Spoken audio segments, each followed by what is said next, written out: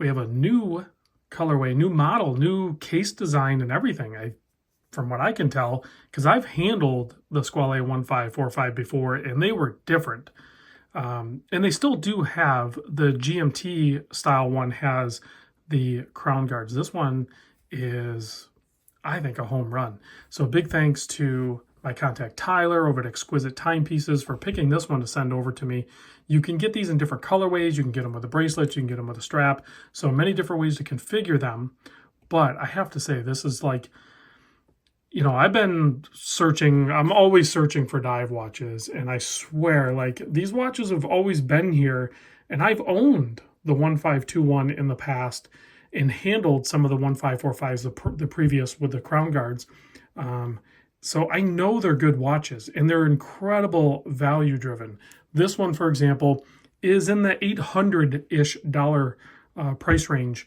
So I think you're getting a heck of a lot of watch from an independent brand with some significant historical value within the watch community. So again, big thanks to Exquisite Timepieces for sharing this.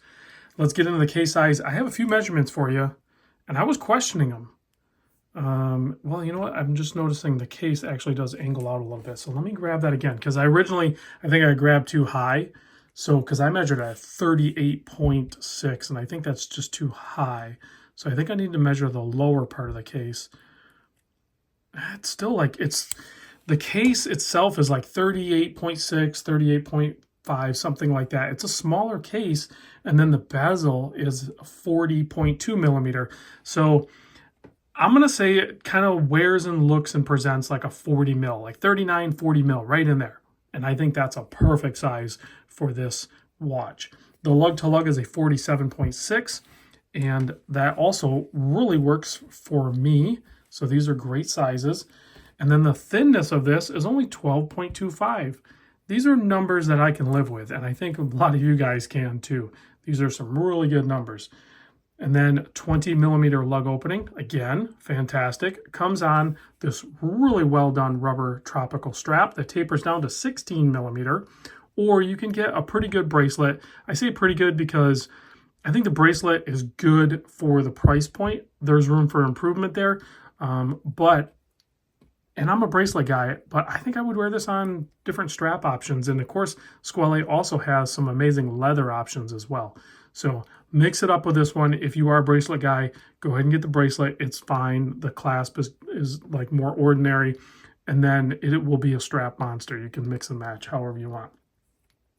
Another highlight of this watch is that 8 millimeter signed. That's an anti-scratch protective coating because that's polished.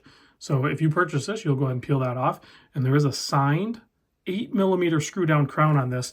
And when you unscrew it, there's actually even a little ring that says, hey, dummy, you need to screw that back down. It's a little red ring there that you need to screw down. And then this is super stout too. There's like no crown wobble. This is a really well constructed watch for sure.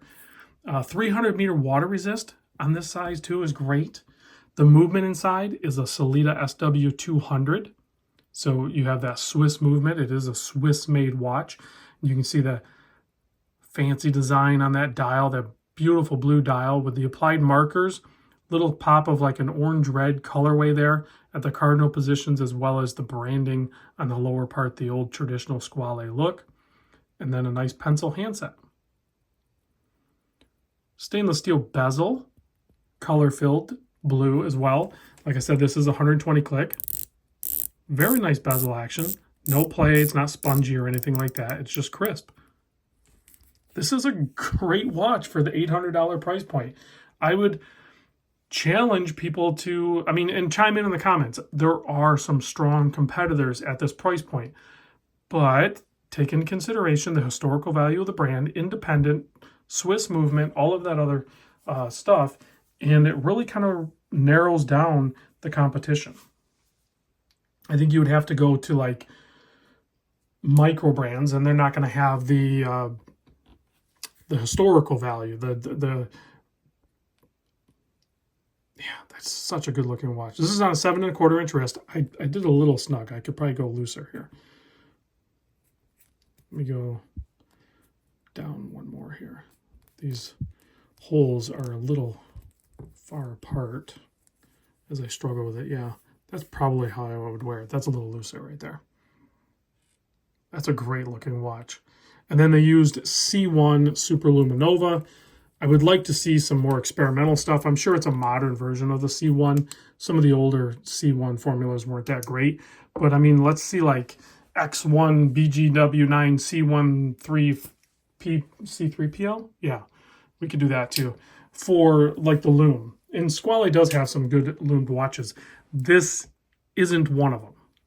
The loom is adequate, but it's not potent. And that's the one downside to this watch, I would say. But I still give it a pass just because it's such a phenomenal watch in the brilliant blue. And it's not like there is no loom. There is clearly loom. C1 actually lasts a decent amount. It's just not crazy bright right off the bat. So thank you for watching. Please like and subscribe. I don't usually say that, but I'm trying to grow the channel a little bit. And again, big thanks to Exquisite Timepieces for constantly showing awesome watches that I get to check out, and then you guys get to see it too.